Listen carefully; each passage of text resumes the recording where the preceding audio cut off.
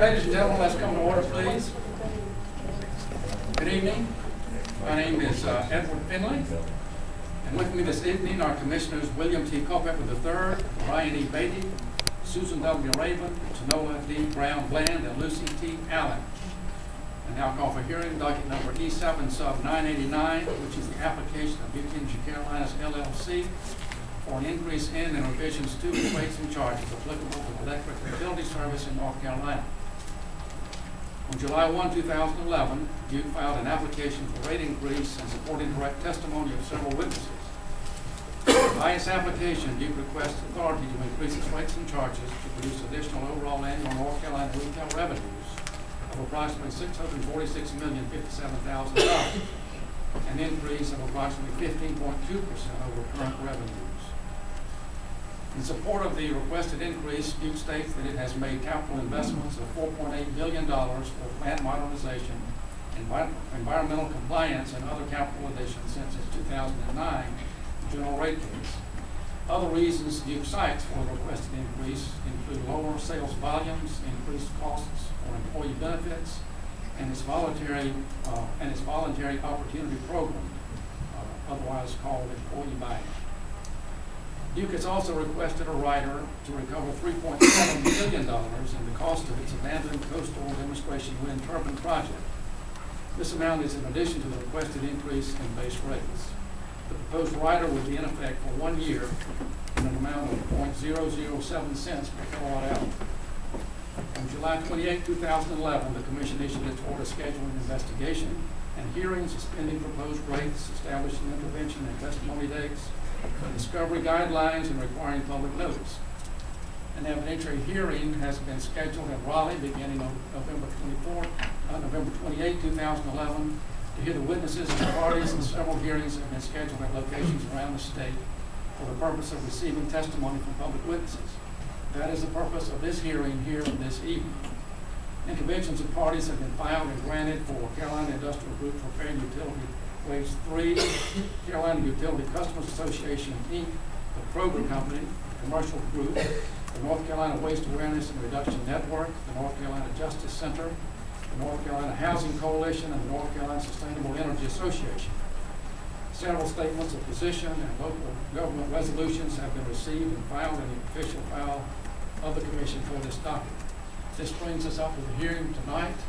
In compliance with the State Ethics Act, I remind all members of the Commission that do avoid conflicts of interest and inquire whether any member of the Commission has a known conflict of interest with respect to the matter coming before us this evening.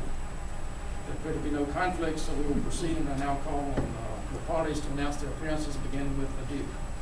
Thank you, Mr. Chairman, members of the Commission. Brian Franklin on behalf of Duke Energy Carolinas. Good evening. I'm Lucy Edmondson with Public Staff of the North Carolina Utilities Commission. I'm appearing tonight on behalf of the using and consenting public. Ms. Duke and the public staff wish to make some sort of an opening statement. Yes, Mr. Chairman. Duke would ask that. Well, let's hold that just a minute. Let me talk a little bit about the procedure that we will follow tonight. This is a judicial proceeding. We are taking evidence. We have a court reporter who's sitting behind me here who will take down everything that is said. It will become part of the official transcript of the proceeding of this case. It will be transcribed and it will be put on the web page, and it will be used by the Commission after it receives all the evidence in the case to render the decision that it ultimately comes to. So if a person wants to testify, they will have to come up and be sworn on the Bible so that the testimony can be considered. The testimony is subject to cross-examination by the lawyers or examination by the commissioners. We've had a lot of people wanting to testify in the hearings we've had already, and so we are out of a courtesy limiting the questions that we are asking so that we can get to everybody who wants to testify. But this is not a town hall meeting. This is like a court proceeding. So you are giving us evidence that we can take back to Raleigh to consider in this case. We are not here to answer questions tonight. You're to tell us what we should do. We're not explaining the case to you, and Duke is not at this point explaining its position, nor is the public staff explaining its position. A lot of people want to testify. We've gone way into the night at the other proceedings, and that's fine. We're glad you're here. We want to hear from you. But this is a case, as I said a moment ago, about Duke's request to increase its rates. There are other cases that we have pending involving Duke. We have the merger case with Progress Energy. That's another docket. That's another case. We have not issued a decision on that case, although we've had evidence in the case.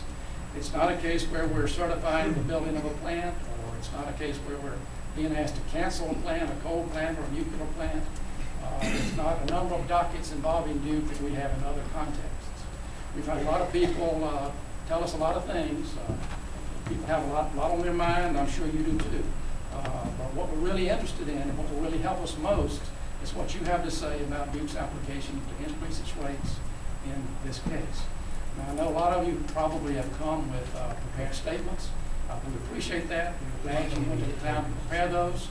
But if 3 or 4 people in front of you have said what you meant to say, then if you could shorten that a little bit, that would be good, so that the people behind you who also want to come in and testify will have a chance to get what they have to say onto the record.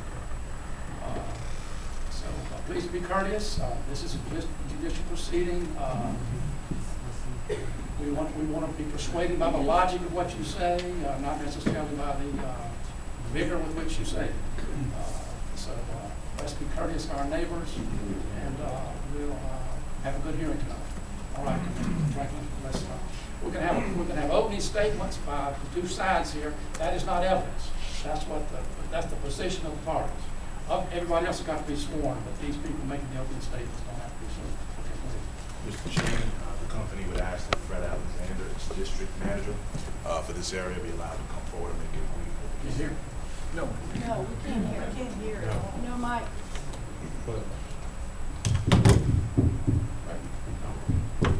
These mics are on, and I'm speaking as loudly as I can. We can hear you fine, we just couldn't hear this gentleman. Do sideways.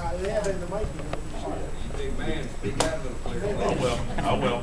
The company asked that Fred Alexander, its district manager for this area, be allowed to come forward and make an opening statement on behalf of the company.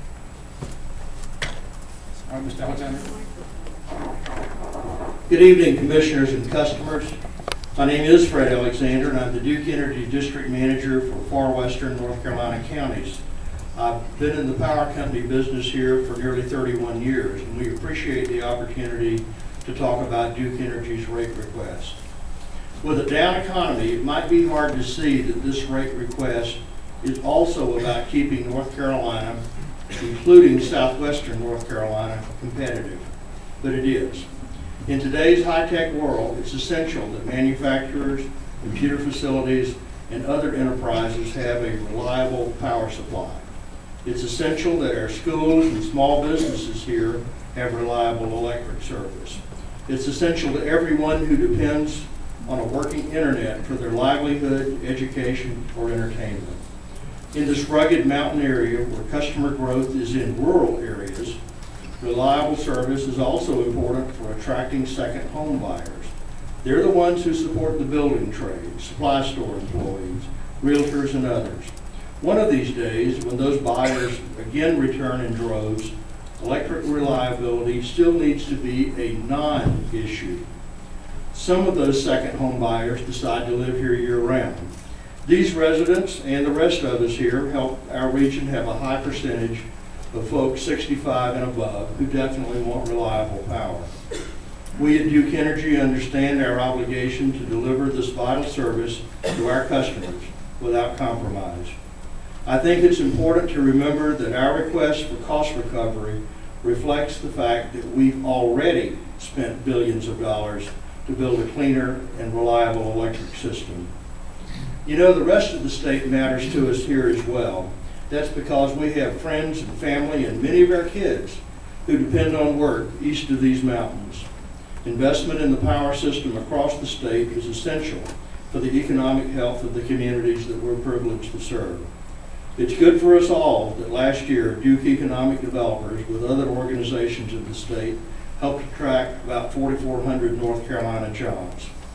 In closing, even with the full proposed request, Duke rates will remain below the national average and be competitive in the southeast. Thank you, and I look forward to hearing the thoughts of the others here tonight. Ms. Edmondson?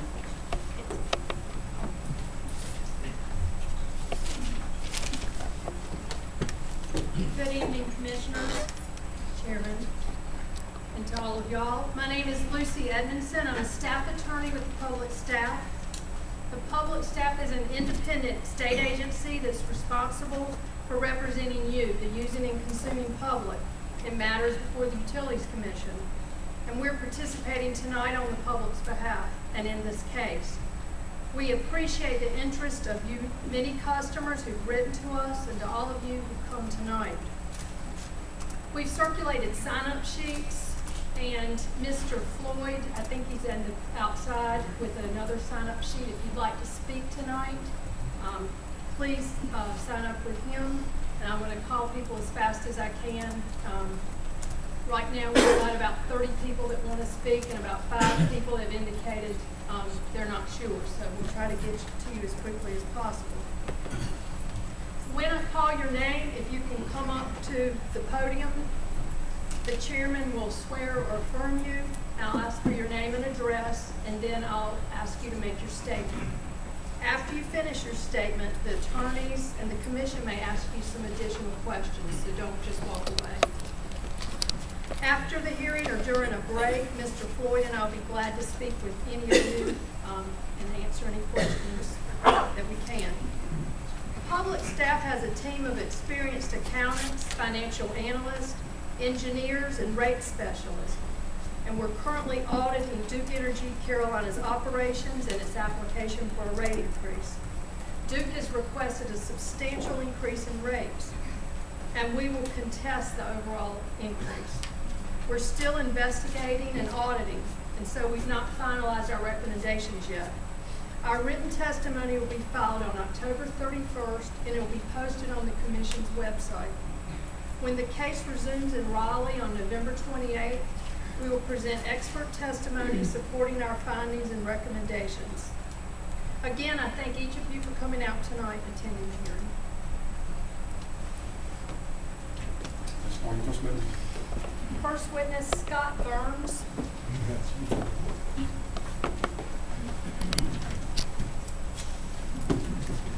Back down the Bible and raise your right hand.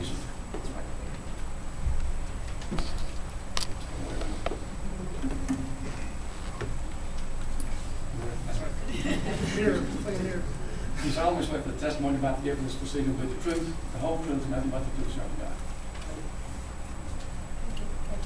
God. Please state your name and address. My name is Scott Burns, 457 Arnold Branch Road, Franklin, North Carolina. Are you a Duke customer? Yes. All right. If you'd like to make a statement, please go ahead. I feel that the monopoly of Duke having the power here gives me no other choices in the decisions that are made for coal burning power plants. I want cleaner energy, my money to be put into that. The 17% rate increase is, in my view, and in the view of many people I work with, share this community with, outrageous and untenable for most people. It will create a lot of hardship. I worked in the mental health field for 10 years, worked in the schools for 5 years. I know families that will suffer unduly and not be able to make ends meet in the current market. So I have a couple reasons. The one is the hardship on people that it will present, and the other is the money being spent in resources that I would back. Questions of Mr. Burns? We appreciate you coming out tonight, Mr. Burns. Thank you for your comments. Cecil Bothwell.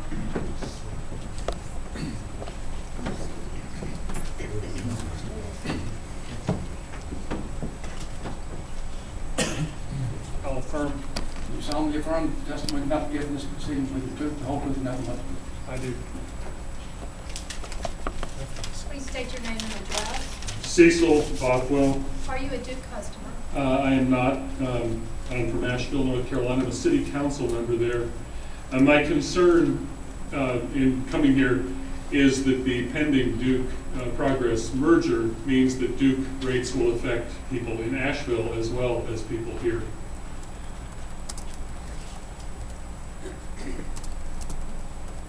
I really need to question the timing of this kind of a rate increase. While I recognize that there are certainly costs associated with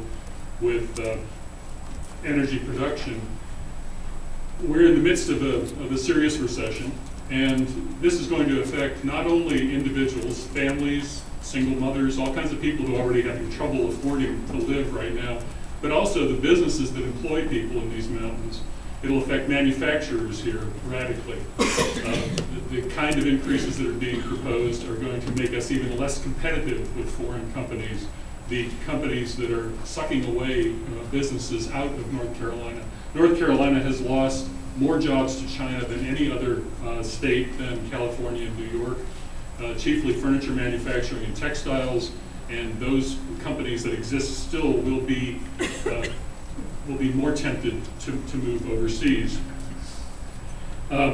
Furthermore, Asheville as a city has taken on the goal of, as a city council, we've taken on the goal of reducing our energy use by 80% over the next 20 years.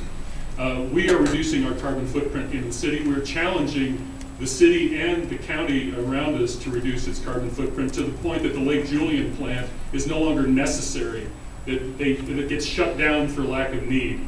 We can do that. The Rocky Mountain Institute in Snowmass, Colorado, which is a think tank dedicated to energy, has calculated that if all 50 states were as efficient in energy use as the 10 most efficient states, we could start closing plants tomorrow. And yet Duke is insistent on building more, not only coal but nuclear power plants. And I strongly contest the need for that, for continuing our more into the future. Part of the reason that Duke is demanding this rate increase is that they have committed to building more and more plants, when in fact they could have turned around and dedicated themselves to more and more conservation. Thank you very much.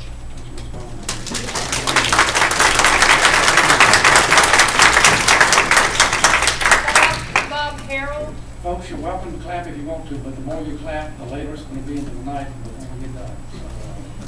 So, it's not going to affect our opinion one way or another. Put your left hand on the Bible and raise your right hand. You solemnly swear that the testimony you're about to give to the proceeding will be the truth, the whole truth, and nothing but the truth, so help you God. I do. Please state your name and address. My name is Bob Harold. I live in Robbinsville, North Carolina, 68 Snowbird Road. Are you a Duke customer? I am. Go ahead with your statement. I manage a furniture factory in Robbinsville. We have 420 full-time associates. We're the largest employer in the county. We manufacture furniture in the furniture manufacturing industry where there's very few left in North Carolina, much left the country. We spend $1.2 million a year on electricity from Duke now. I feel like the rate increase is too exorbitant.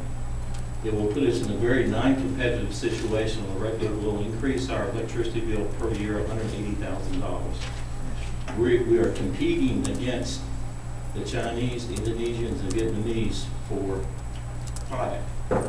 The only advantage we have is to be able to say made in USA, the safest product, and allow our customers to configure their product choice of color and deliver it in 30 days, as opposed to having the supply chain so long coming from Asia. We're in the midst of retooling the plant, turning it into an ultra-modern furniture factory where most other manufacturers are turning their back on industry. But these type of rate increases are going to be put us in a very non-competitive situation at risk of closing that facility. That's 420 full-time associates and their families. There's not any other industry in Robbinsville. The next closest employer in the county is the National Park Service, and that's seasonal. So it would be very devastating to that area if this facility closes.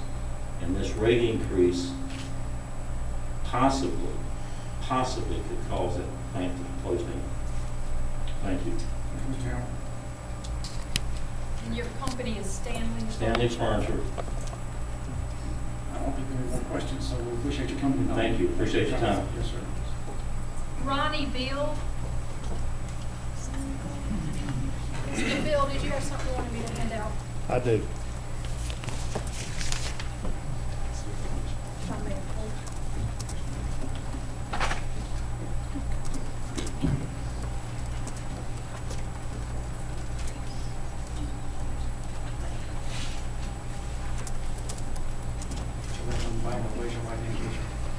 solemnly swear that the testimony you're about to give will speaking will be the truth, the whole truth, and nothing but the truth, so help me God. I do.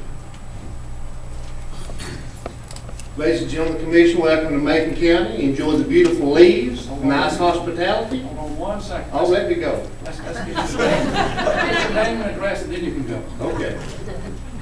Your name and address. I'm Ronnie Beale. I represent the citizens of Macon County as county commissioner, and I am a Duke customer. And the county is a Duke customer as well. You got that right. All right, go ahead with your statement, please. Welcome to Macon County. Where we have beautiful leaves, most of the time great hospitality. We hope that you'll enjoy Macon County and buy a second home before you leave. What you have in front of you is a resolution unanimously passed by the Board of Macon County County Commissioners. I will take a minute to read that into the record, Mr. Chairman, if that's permissible. Go right ahead. A resolution opposing proposed rate increase by Duke Energy Carolinas. Whereas Duke Energy Carolinas has filed a request with the North Carolina Utilities Commission to increase electric rates by approximately $646 million. And whereas a typical residential customer in Macon County would see their electrical bill go up an average of 17% if the rate is approved. And whereas Duke is seeking to cover the cost of retiring and replacing aging power plants and equipment and to comply with environmental regulations. And whereas the residents of Macon County are continuing to feel the effects of the prolonged downturn of the local, state, and national economy, including an unemployment rate in excess of 10%, and where there are many residents on fixed income or low income who are in no position to absorb such a significant rate increase, and whereas the timing and amount of this proposed rate increase is particularly burdensome and would place an undue hardship on the citizens of Macon County. Now therefore be it resolved by the Board of Commissioners of the County of Macon as follows, that the Board of Commissioners is deeply opposed to the proposed rate increase as filed by Duke Energy Carolinas and will strongly encourage the North Carolina Utilities Commission to reject this increase. Attest the Board of Commissioners for the County of Macon. So I'd ask that to be read into the record. Also, Mr. Chairman, to give you some facts about Macon County. Last year, Macon County received from the Low Income Assistance Fund $487,000. That assisted 1,700 families in Macon County. That was fiscal year 2010-2011. In 2011-2012, we're scheduled to receive, hopefully, $46,000. That will assist 200 families in Macon County. The biggest check we got during that time was $72,000 out of the $487. It lasted 4.5 hours. As a county, we don't know what we're going to do. We have a very large, low-income, elderly population. You hear the unemployment rate read as 10%. Those of us in the construction business can tell you that the actual rate is much higher. The construction still lags in Macon County. Macon County has depended on the construction business for a long, long time. So I'd ask the Commission to look seriously at this before you raise the rates in all the rural counties. In this district, we all speak for Macon County, but I can also attest that the 7 far west counties are under the same burden, and they share the same concerns as Macon County. I also speak to you as a businessman and a renter. I have several commercial renters. I have no renter. I have several vacant units, by the way, if you need one. And I have no renter that can absorb this. And as a landlord, I'm certainly not going to go up the rate. I'm working with most of my tenants so they can keep the doors open. They cannot afford to pass this kind of rate hike along to their customers. So on behalf of the citizens, and myself as a customer and businessman, I ask the Commission to consider this Duke request. This is not the time for a request like this. No other business in Macon County. We have several business people in this room tonight, and I hope they speak. I'll assure you, and I'm one of no other business that has had a 17% increase in anything. To replace the machinery, you have a lot of people here with construction equipment. There's not been new track hauls bought. There's not been anything bought to update their equipment. You know, I think Duke is, and on the other hand, Duke does give us good service. There's no doubt about that. We're fortunate to have Duke Power, and I think most of the folks in this room would agree with the service that they provide. But at this time, Commission, we cannot absorb this kind of tax increase. And on behalf of the citizens of Macon County, I ask the commission to seriously consider this request and deny it on behalf of the citizens of the far west North Carolina that you've come to enjoy the colors and beauty so much. Thank you for being here tonight. Thank you so much. Thank you, Mr. Booth. Thank you.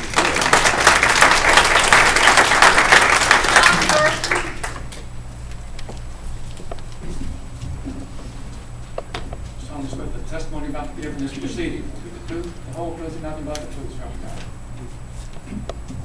Name and address, please. My name's John Burton. I live on Fernwood Drive in Bryson City in Swain County. Are you a Duke customer? I am. Please go ahead with your statement. I've lived in Swain County for 35 years. Seen Duke Energy, preceded by Nantahala Power and Light, be the supplier of utilities for me personally and for the businesses that I've been involved with.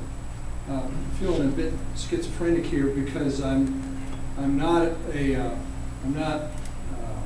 excited about or enthusiastic about a rate increase of this magnitude, and I'm counting on you guys to vet the proposal and make sure that what Duke has asked for, that they get what they deserve, whether it's 15% or 5 or whatever.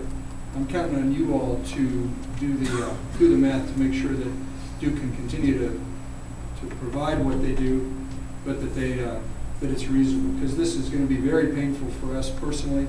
My business, I'm not the scale of Stanley, but our business, the Nantahala Outdoor Center, we're a rafting company in the gorge and in several other areas where Duke operates. We have a multi-$100,000 power bill. This is going to probably cost us, if it were fully implemented, $30,000 to $40,000 a year, which we don't have, which we can't afford. So it's going to be painful.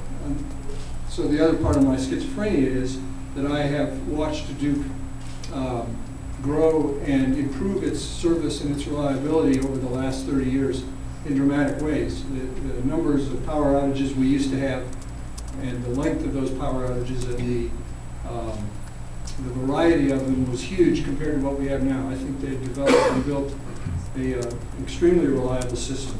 So part of what I want to say to you guys is to offer the perspective that Duke has done a terrific job in improving the reliability of their system, and I know that's not cheap.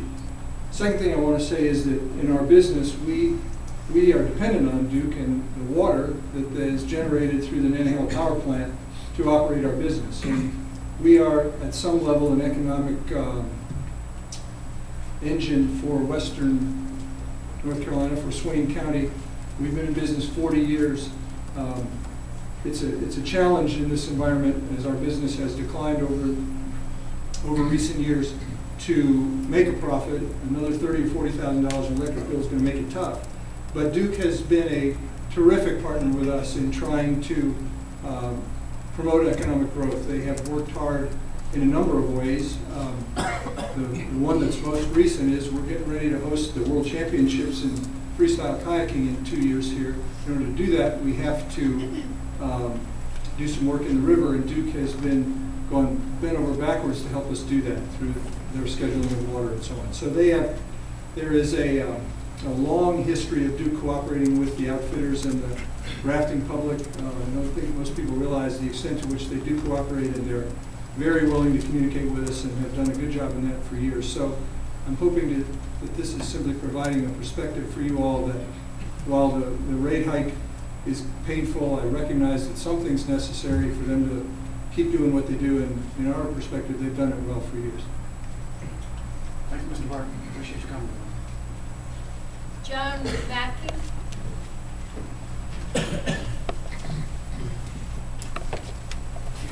I solemnly swear that the testimony you're about to give in this proceeding will be the truth, the whole truth, and nothing but the truth, so help you God.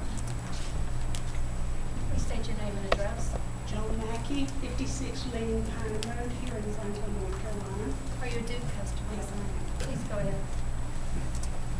In 2010, Duke Power received an 8% rate increase over a 2-year period. Several months ago, they received a 5%. Can you pull that microphone down a little bit, speaking to it? Okay, they were given 8% in 2010 to be spread over 2 years. They received a 5% fuel surcharge a few months ago, and there's another one in the works for next year.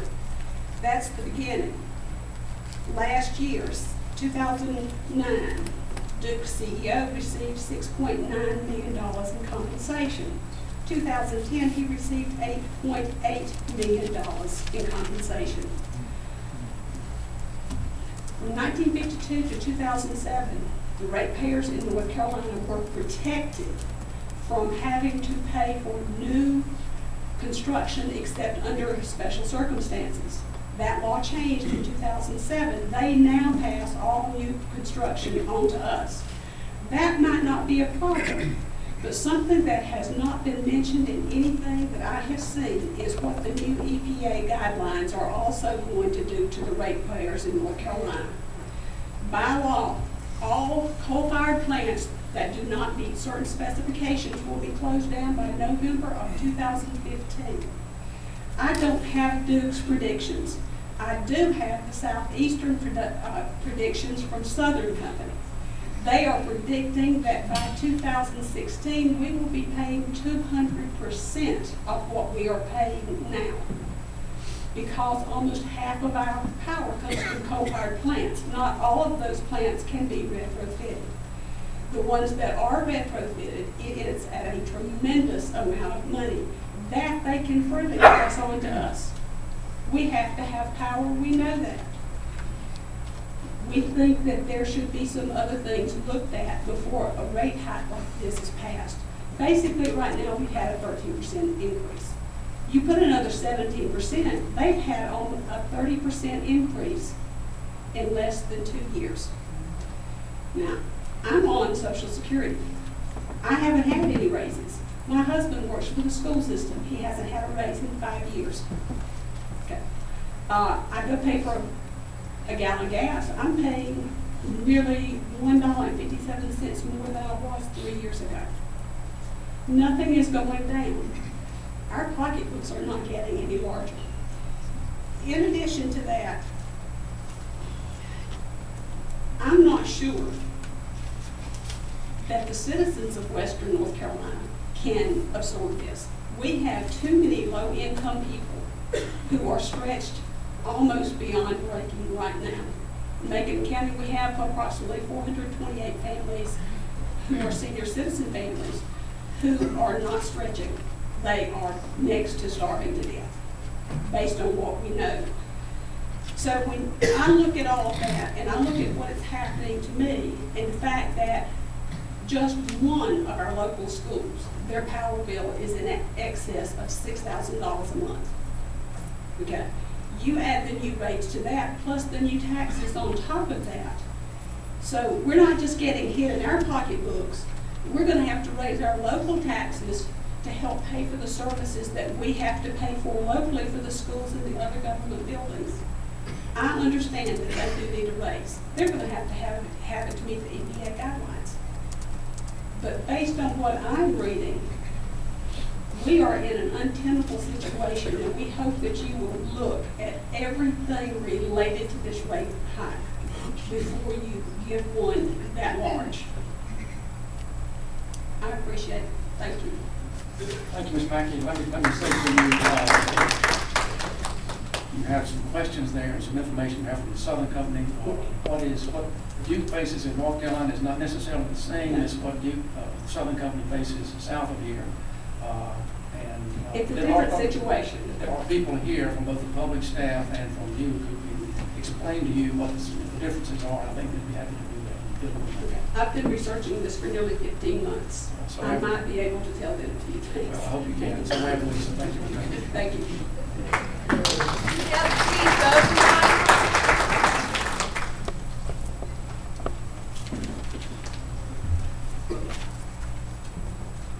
So I'm swear, that's the one you're about to give Mr. Stephen will be the truth, the whole truth, and nothing but the truth, so I'm F.P. Bodenheimer Jr. I live at 250 West Rogers Street in Franklin, North Carolina. I'm a business owner here, and before the downturn in the housing industry, we were selling products all over the world. At that time, we were employing 530 employees with a annual payroll of over $12 million. I'm not here tonight to debate the rate change of whether it should be 17% or 10% or 5%. But I am concerned about some other things involving a business. Number one, I do want to comment on things that are equally important to the businessman in the manufacturing business in this location. Before Duke had the power responsibilities in this area, we had a great company here, but they had some limitations, and one of their limitations was availability, constant availability. And sometimes their quality of the electrical current that was received did not meet the requirements of heavy motors. I'm concerned about anything that's going to change the availability of the service in this area for manufacturing.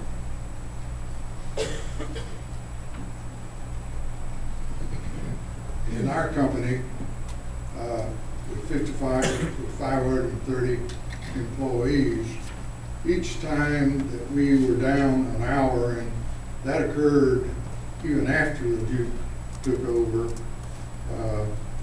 from Manhattan Power and Light, it cost us, just on the employees alone, about $6,800 an hour. And when you took that and considered the loss of productivity, it was probably $25,000 an hour. So a manufacturer in this area must have availability, and it must be quality.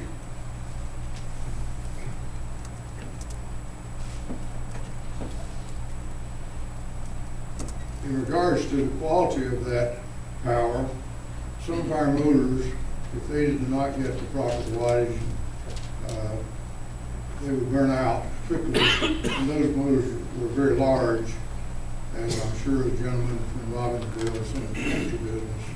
And those motors sometimes cost us $12,000, and that was something we had no control over. So my concern, number one, is availability and quality for manufacturing in this area. We've lost so much of it, we can't lose anymore. Second thing is to be competitive with other places in the world, certainly in the southeastern part of the United States, because we were dependent upon raw products that were raised or grown in the southeastern United States.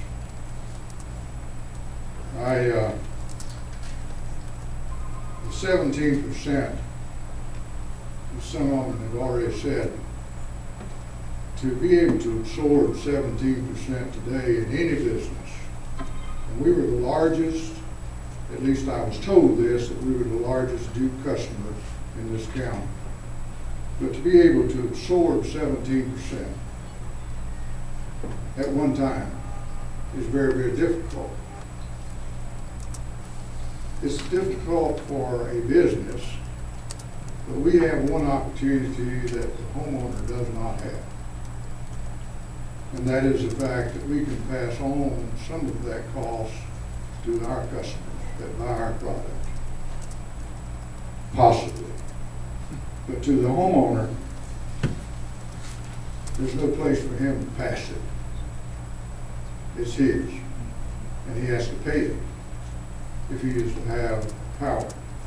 Now, I'm one of those fellows that like the availability, and I like to have it there whenever I want it. It's my decision as to whether or not I use it.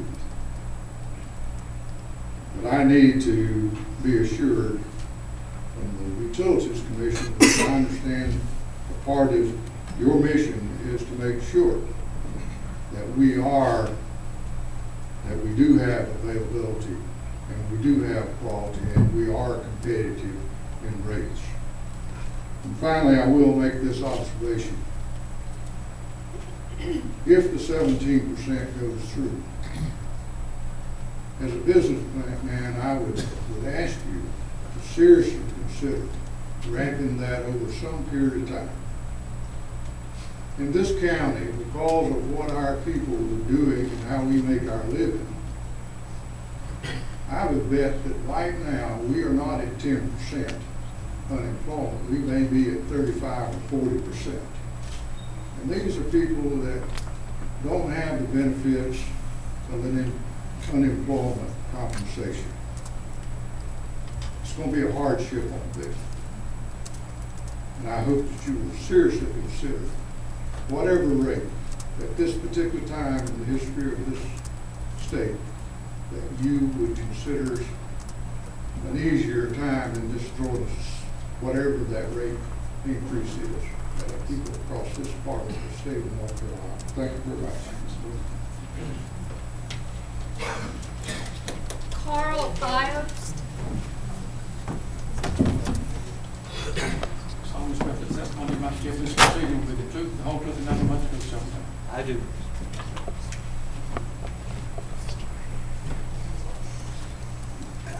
Please state your name and address. My name is Carl Yops. I live at 42 South Country Club Drive, Holloway, North Carolina, and yes, I am a Duke customer by way of WCU Electric Resale. Good evening, Commissioners.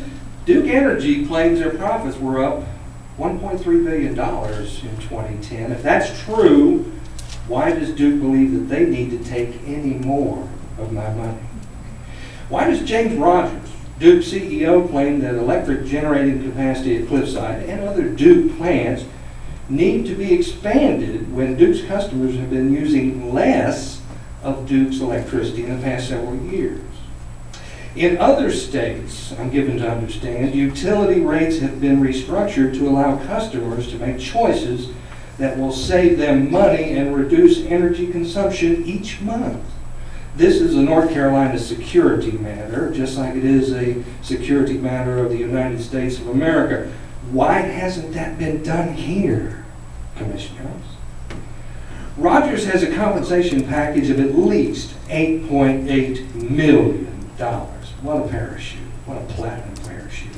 Is he getting compensated because he's the head of a North Carolina public utility, serving North Carolina customers, or for making campaign contributions to and hobnobbing with politicians? By the way, this is known as crony capitalism. It's a complete perversion of the free market system. Why is Duke forcing us, its customers, to pay for cost overruns, otherwise known as waste, fraud, and abuse, and a dirty coal-fired plant that will ultimately generate electricity for the citizens of another sovereign state, South Carolina?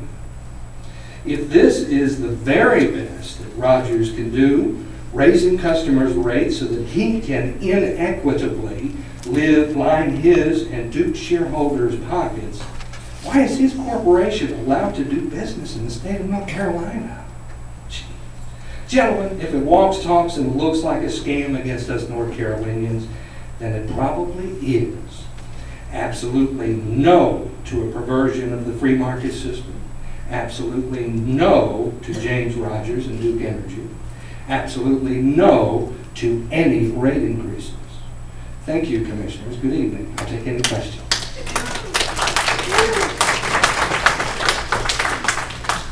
Hazel Finland.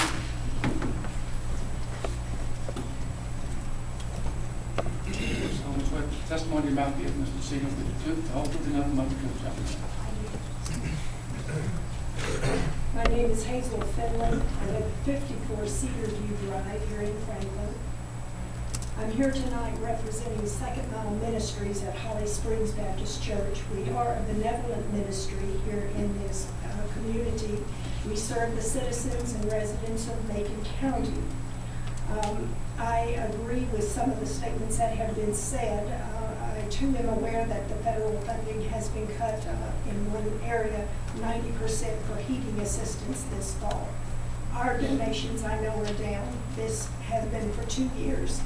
And due to the economy mainly. I'm here tonight representing and appealing to you on the behalf of the clients that we have at Second Mile Ministry. These are mainly elderly people who are on fixed incomes, unemployed, people who have exhausted their unemployment benefits and are no longer receiving them, as well as those who never qualified. As Commissioner Beale stated, there are many in this county that were working in the building industry and they have never received any unemployment compensation. So it's a very humiliating thing for them to have to go around to churches and CareNet and different places like that, asking for assistance to pay their electric bill, rent, get food, things to keep their families going during this time. Many of them, he alluded to the fact, have sold all of their equipment, including vehicles and heavy-duty construction equipment, because they're doing that because they have no other income. If you go into the pawn shops, they are full of the tools that the men use for their trades. There just is no work here. 75% of the clients who came to us since January 1 of this year have come asking for assistance with electrical, either to be reinstated because their power has already been cut, or because they have a disconnect notice and are trying to avoid disconnection and the fees that go with that, as well as having to pay back, everything that's past due. So I am appealing to you on behalf of these people who have no income, are on fixed incomes, as are my husband and I. I did read where Duke has asked, because they have extended benefits for their employees, they need this rate increase. In our household, we don't offer benefits. We don't purchase things that we can't afford to pay for, knowing what our income is at present. And if something goes up, we have to cut back in certain areas. And I see no reason for Duke to get a 17.6% rate increase on the backs of these people who are so desperately trying to make it one day at a time here in Macon County. The 75% who ask for help, 40% of the funding that we get, and it's all donations. I'm a volunteer employee. None of our employees who work with these people receive one penny, just the blessing of knowing that they have helped someone through a difficult time.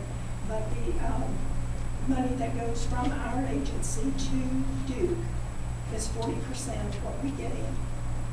Thank you.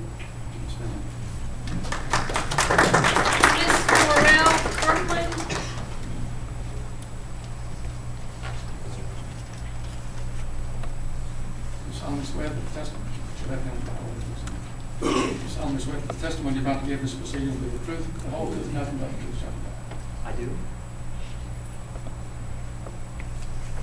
Commissioners, thank you so much for letting us speak to you tonight. I am Relle Kirkland.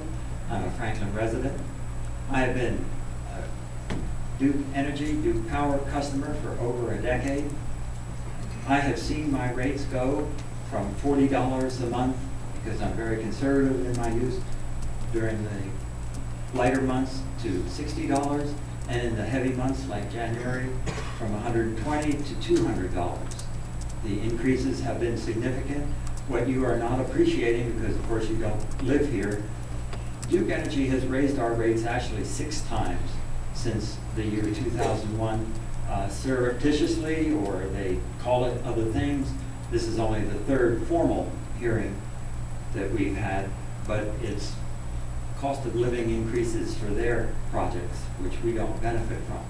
Now, earlier a speaker mentioned that he was schizophrenic because of the good things that Duke Energy does. And of course, we're very grateful that they supply us with energy. But we look at stupid things such as is going on right now on the Route 28 extension, where the entire road surface is being torn up stem to stern. Duke Energy had an enormous opportunity to put power underground there and eliminate some of the power outages that we keep experiencing from storms in this area. They took no such steps. They spent megabucks on the super towers that are up there. So I am not one that thinks that Duke Energy operates as a god without fault.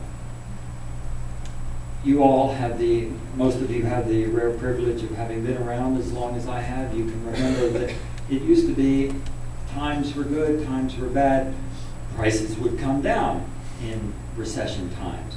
Then along came President Johnson, and with his Great Society, started getting corporations on the idea that we just pass costs along to consumers. And since the 1960s, you don't see prices going down.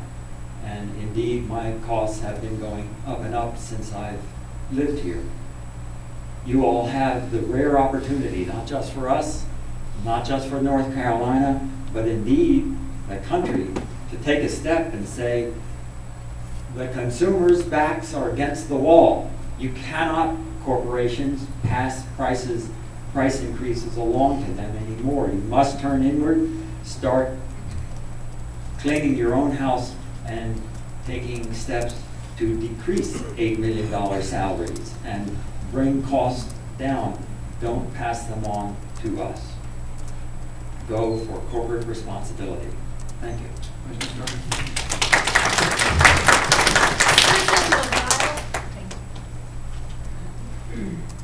Susan LaVille.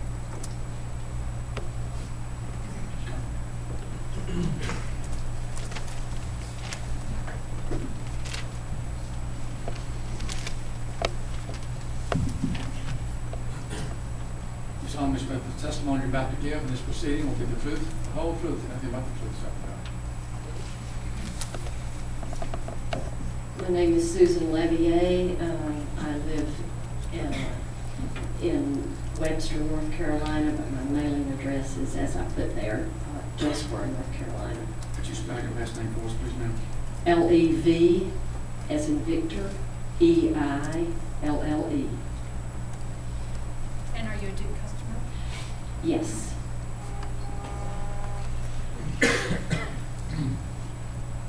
I have 2 or 3 points to make. I think that probably a lot of people that you will be hearing from tonight are going to be speaking about the timing of this increase.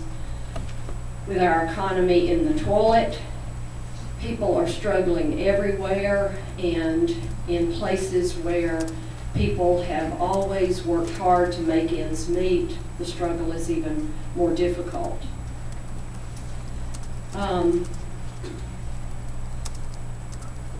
I find some difficulty in normal, everyday folks understanding their bills, and most recently, as discussion in the community about this possible rate hike, I started taking a look at some bills. My husband and I own a business in Dillsboro and have for 37 years, and I'm also involved in the rental of some other commercial properties. And one of those is sitting empty right now. And as I looked over some recent bills from this fall, I see that that service, the meter is still in place, but the main fuse is pulled. There is no consumption in that building. So the basic rate for the small general service is $17.04. A month ago, in addition to that, there was a fee for renewable energy rider of $13.21. This last month, again, the basic fee was $17.04. The renewable energy rider was $22.38. Still, no consumption.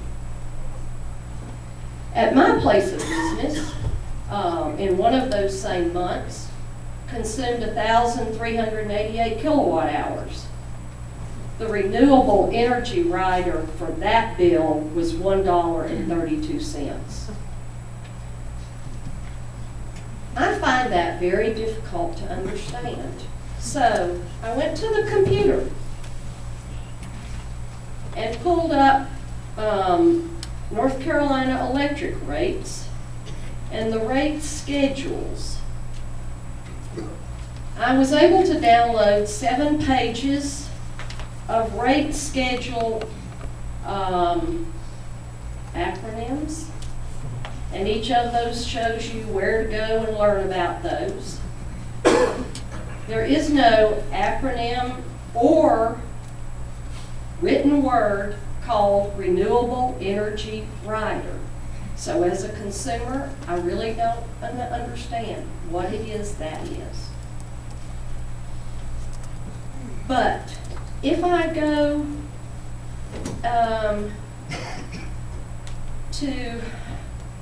if Duke Energy gets this rate increase, am I to understand that people who work hard to cut their consumption because they don't have enough money to pay their bill, so they do their laundry at midnight and they cut everywhere they possibly can, or is their energy rider going to increase even though their consumption goes down? I don't know, but it's very confusing to the general consumer of Duke Energy.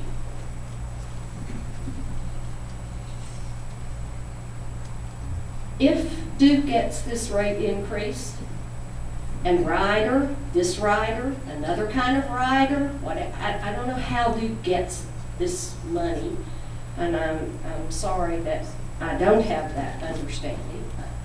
If Duke gets to attach another rider, how are people that are struggling so going to make ends meet? And if they lower their consumption and these riders keep going up and up, it's very difficult for a normal consumer to understand. Another point I want to make is that I work with the small community that I have a business in. I've been involved with the town of Dillsboro on many levels for all the years I've been in business there. And I know from attending town meetings for many, many years that the town of Dillsboro is very concerned about what this cost increase will do with services that they are offering and making available to their citizens. It is going to make a huge difference for them, as it will for families. Others here tonight have spoken to the profits and the salaries at Duke Energy.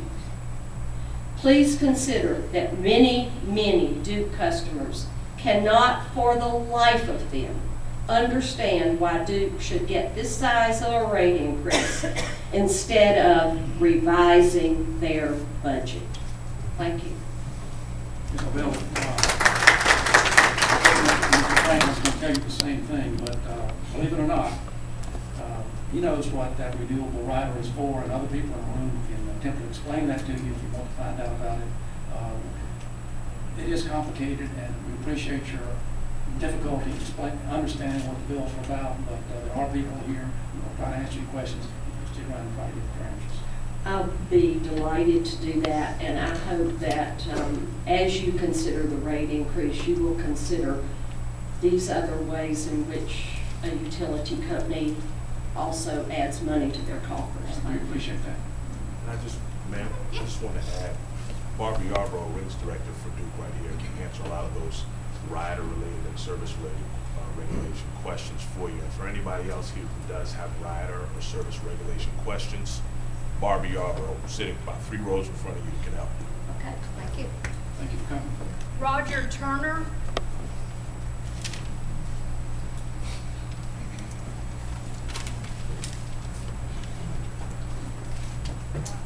solemnly swear that the the testimony you're about to give in this proceeding will be the truth, the whole truth, and nothing but the truth, right now. My name is Roger Turner. I live in Jackson County at 748 Savannah View Lane in Silva, North Carolina. I want to thank the commissioners for this opportunity. I live between the towns of Dillsboro and Franklin. Both towns have officially opposed the rate hike for the same reasons that hundreds of North Carolina citizens and business operators also oppose it. Basically, a rate hike, especially at this time, is unreasonable and more essentially unnecessary. My deeper question is to the Commission, and it concerns your legally defined role in this process, especially in light of the future merger of Duke and Progress Energies. If approved by the federal government, would create arguably the largest utility company in the United States and the largest corporate PAC, Political Action Committee, in North Carolina, spending more than $4 million in the past 8 years on lobbyists and political donations for North Carolina politics. According to your website, the NCUC website, Chapter 62 of the North Carolina General Statutes defines the purposes and responsibilities of the Commission, and that is, to paraphrase, to protect the interest of the public so that adequate service is provided at reasonable rates to be fair and reasonable to both public utilities and to their customers. Duke claims that we enjoy the lowest electric rates in the Southeast. Despite this corporate hardship, Duke managed to survive on a $1.3 billion profit in 2010, a 23% raise. That point has been brought up often, and I want to reiterate that. This is not a struggling company. They claim that the rate hike is needed to recoup investments for modernization, expansion, and for distribution and transmission lines. Yet it is deeply unclear to me who exactly will ultimately benefit from this hike. Will it be customers in South Carolina or for the development of new markets in other states? There is a dangerous trend here, and this is what I really came to speak about. The trend here is that the public is being asked more and more to assume more financial burden for Duke's investment risks. Both Duke and Progress are lobbying in the North Carolina legislature for an unusual law. It is a law that would allow them to raise rates automatically to recover the millions spent on developing and building new nuclear or other power plants, even if the construction project is ultimately abandoned. The proposal would make ratepayers rather than investors bear the financial risk of expansion operations. Given the enormous political influence of these companies, the Commission provides the best and possibly only balance in this process. I urge you to reject this rate hike as part of your mandate to determine a fair and reasonable rate for the public of North Carolina. Thank you.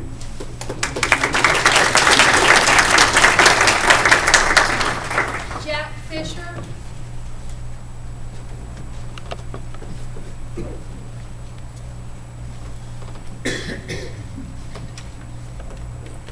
Solemnly swear that the testimony you're about to give in this proceeding will be the truth, the whole truth, and nothing but the truth, shall I am Jack Fisher, 345 Cedar Cliff Road, October, North Carolina. I am a customer of Duke, have been for 22 years. Some of my questions have been covered here. I have a couple of things that I would like to bring up here. First, a $10 million line of credit for the credit convention to come to our state. I'm not sure we want that much Washington in our state. I don't want that much Washington in my state. I say no to that. And upwards of $50 million have been thrown into state and national political pockets. I think that should come to a stop. I don't know of any benefits that are derived from action like that. That's it. Thank you. Thank you, Mr. Fisher. We appreciate your comments. Kenny Brown.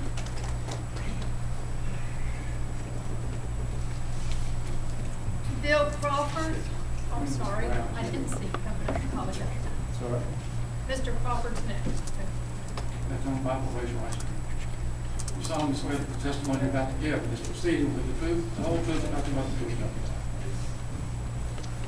My name is Ken Brown. I live in Jackson County at 29 Rebel Drive, and I'm a representative for the Western North Carolina Alliance, which is a 29-year-old regional advocacy organization that empowers citizens to advocate for livable communities and for the natural environment in North Carolina. I'm speaking on behalf of myself and the WNCA. I'd like to reference an article that, from the Dayton Business Journal that clearly reflects Duke Energy's intention to charge a premium for their services. In October of this year, the Public Utilities Commission of Ohio received a settlement agreement from parties who objected to Duke Energy's proposed rate increase for ratepayers in their territory. Duke's proposal would determine electric rates for a period of 10 years in an area where electric rates have been, and I quote, the highest in the state of Ohio, end quote. The finalized settlement proposal provides for a competitive auction process to determine electric rates in Duke's Ohio territory. By Duke's own estimate, electric rates in this territory would drop by 11% on January 1st, 2012. As power rates in Ohio are already lower than the national average, it follows that in competitive markets such as Ohio's, where the competitive auction determines which utility provides for a given geographic territory, our electric utility would not be asking for this unjustifiable rate increase. Here in North Carolina, Duke and Progress Energy are conspiring to monopolize electric generation by asking the NC Utilities Commission to approve a merger that will squash competition in North Carolina. Additionally, in Indiana, where Duke is nearly finished with a state-of-the-art gasified coal plant, cost estimates to finish this plant have risen, much like costs of the not-so-state-of-the-art Cliffside coal plant in Rutherford County, North Carolina. It's important to note that Duke will absorb cost overruns at the Ohio plant amounting to $1.9 billion. In an agreement with Indiana regulators, Duke stated, while this facility costs more than we anticipated, customers will not be asked to pay for this cost increase needed to complete this project. Here in North Carolina, Duke will not charge off cost overruns for Cliffside, but will unnecessarily burden business, industry, municipal, and residential ratepayers by asking for their third rate increase in 2 years.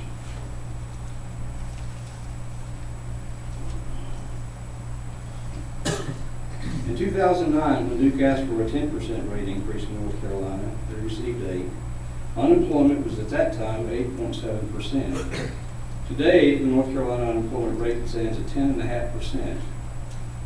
North Carolina's economy falters, even as Duke reported record profits that amounted to a 23% increase in 2010.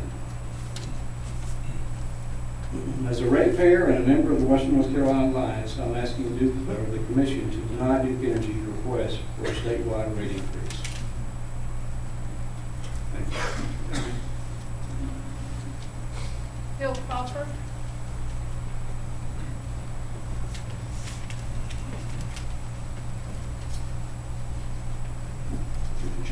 Left hand on the Bible, raise your right. solemnly swear that the testimony you're about to give in this proceeding will be the truth, the whole truth, and nothing but the truth, so help you God. I do. My name is Bill Crawford. I am semi-retired. I was even a customer of Mackey Power and Light. What's your address? 16 Stonebrook Drive, Franklin. On the face of it, a 17.4 rate hike is exorbitant and absurd. Duke Energy has had declining demand in the past few years. Instead of a North Carolina cost increase to support old polluting technologies that would send energy to a different state, we need to focus even more on cost savings from inexpensive and job-creating energy efficiency that could save families money lead to cleaner air and water and promote a green energy economy in North Carolina. Thank you. Joe Detto.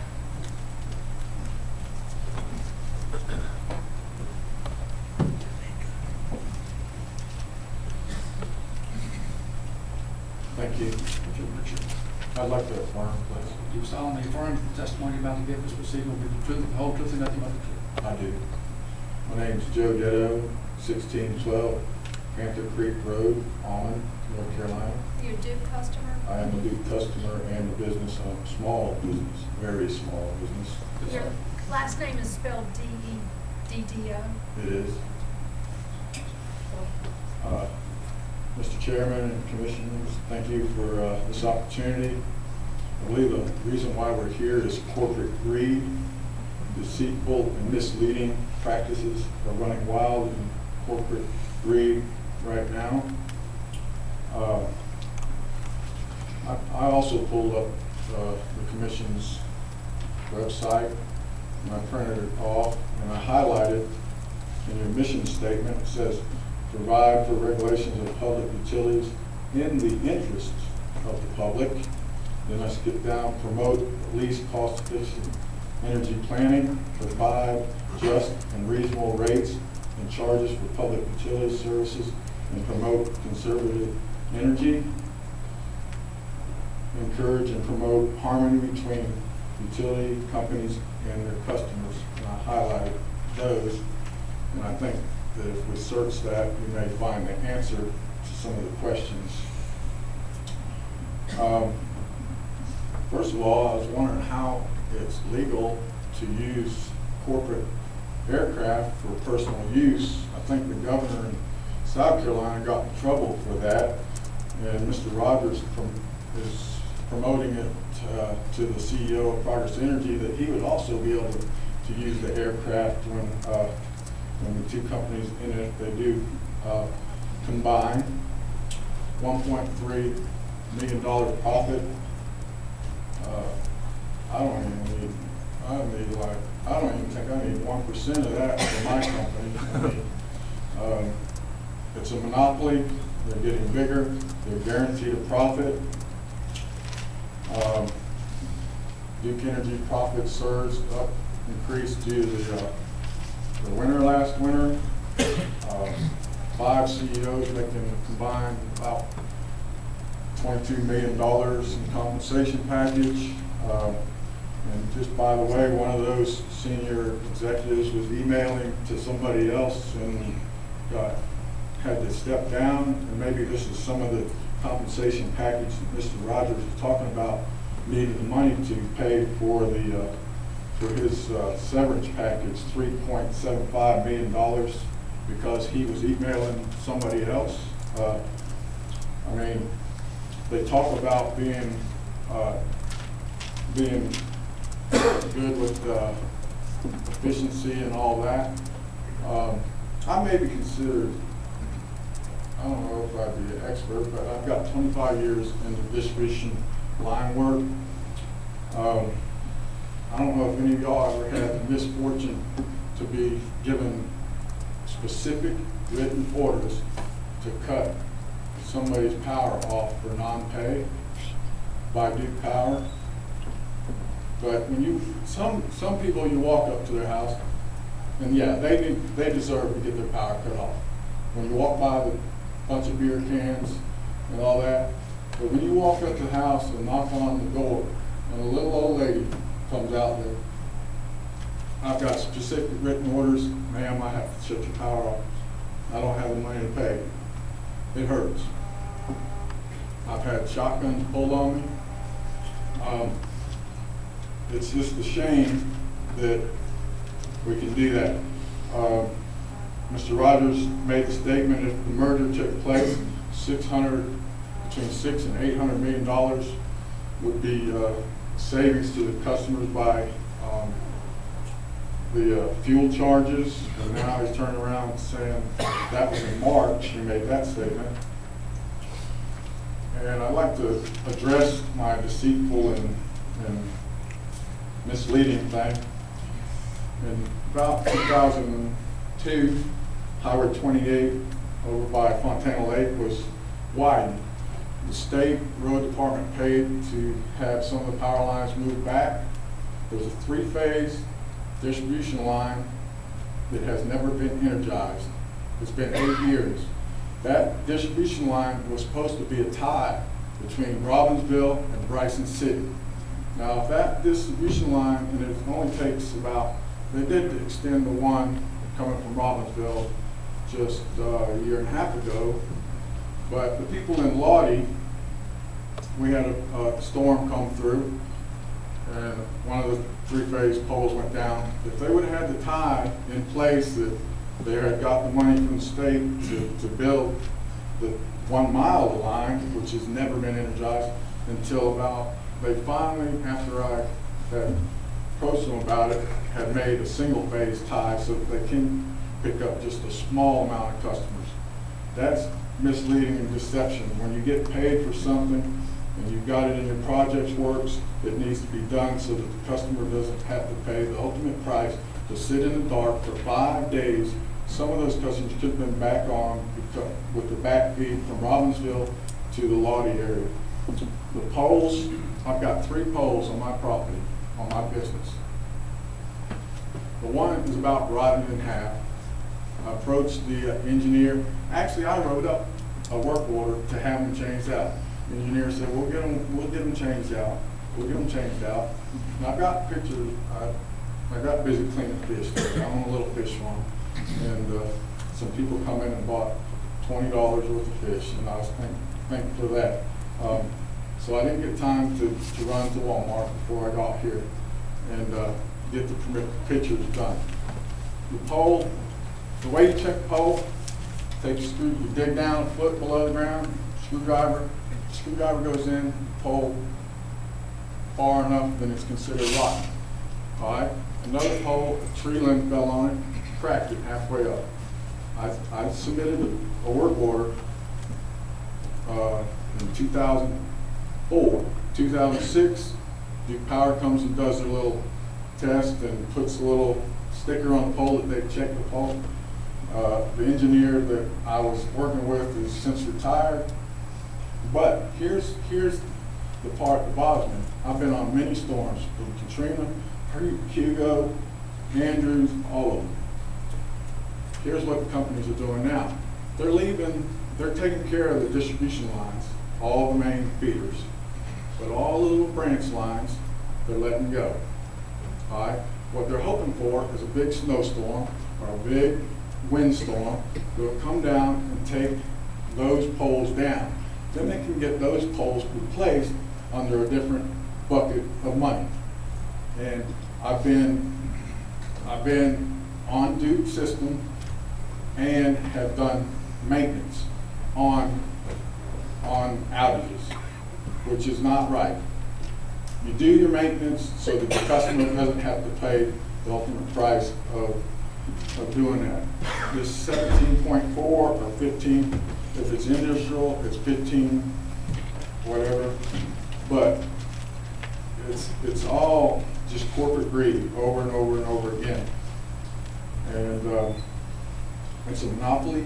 They're guaranteed a profit. They're guaranteed a profit. And I'll just close with pride makes us self-centered and leads us to conclude that we do all we can, see, touch, or imagine. It creates greedy appetites for far more than we need. We can be released from our self-centered desires by humbling ourselves before God.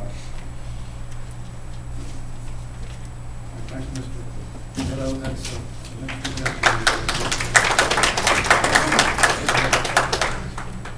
just want to mention, Mr. Dell, if you want to talk about some of your power delivery concerns or the issues that you brought up today, we've got Kenny Street in the back from our power delivery department who, if you want to, we can discuss some of those issues with you. I've had a number of people out to the place. Thank you. Mr. Franklin, when we do have service-related complaints like this one, we would request that you investigate those and report back to us in the course of this case. Mr. Chairman, I thank you for that.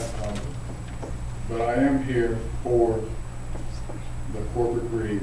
I mean, maybe y'all can answer the question about how you get free airtime. I don't know. But I'd say no to no more. Maybe they can get the $1 billion they got overseas and pay the right tax for that. Bill Lyons.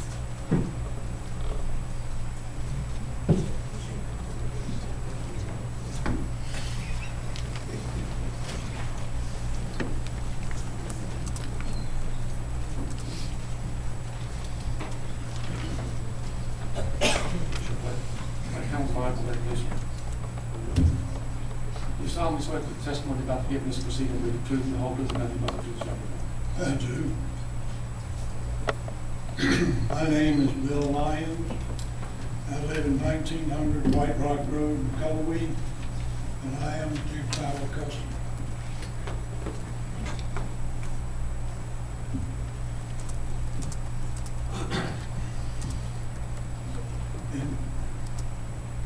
In 2010, the Utilities Commission granted Duke a 5% rate increase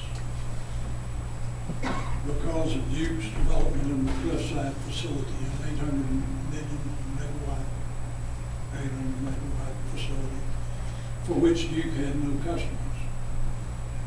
They searched and they searched, and they finally made a deal with some co-ops in South Carolina. But I'm paying a rate increase to send electricity to South Carolina. I don't appreciate that kind of foreign aid. Now Duke is requesting a further increase. And I've heard several different reasons tonight that they've asked for this increase, but the one that I had read is they want it because they want us to pay for another generating facility that is not yet located, started, or anything else.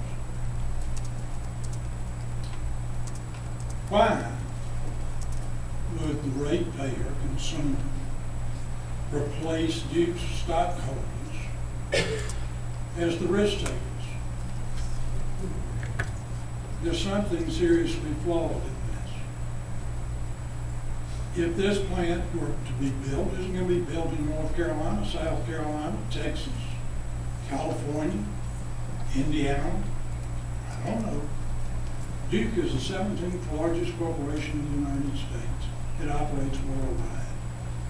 Where's my money going to go? This young lady said they have all sorts of accountants and people to investigate the rate application. I certainly hope you have some qualified statisticians, because it's a known fact that figures don't lie. But in statistics, liars do figure. Thank you. Thank you, Mr. Lyons. Mr. Lyons, is there a statement you would like submitted to the commission? Yes, ma'am. We don't have that marked as Lyons exhibit number 1. All right. Carolyn Detto? It's been said. Okay, thank you. Karen Nye?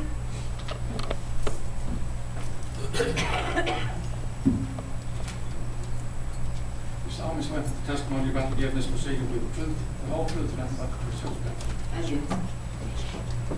Karen and I live at 97 Emerson Crawford Road in Franklin, and I am a Duke.